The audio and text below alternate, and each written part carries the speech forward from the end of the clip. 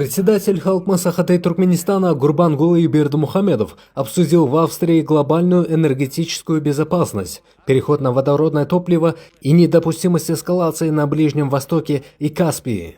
В Вене герой Аркадак провел переговоры с австрийским руководством, главами международных организаций и выступил с рядом инициатив на масштабном Венском энергетическом и климатическом форуме. Дворец Хофбург в Вене стал площадкой для обсуждения будущего мировой энергетики.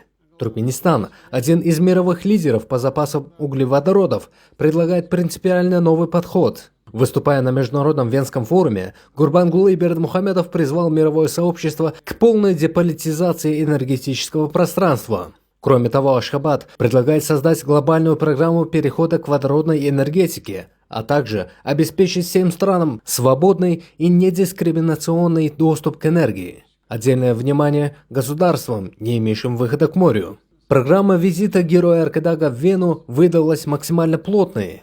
На встрече с федеральным президентом Австрии Александром Ван дер Белленом лидеры констатировали, страна объединяет приверженность статусу нейтралитета. Австрия поддерживает инициативы Туркменистана в ООН, а Ашхабад заинтересована в австрийском опыте в сфере зеленой энергетики, цифровизации и очистки воды.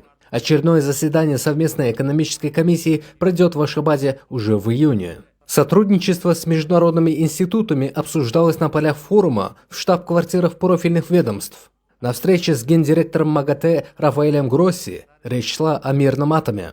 Туркменистан, как нейтральное государство, выступает за внедрение ядерных технологий исключительно в медицину и национальную экономику. А с главой ЮНИДО Гердом Мюллером обсудили развитие туркменского умного города Аркадак, который ранее получил сертификат признания от ООН за внедрение технологий четвертой промышленной революции.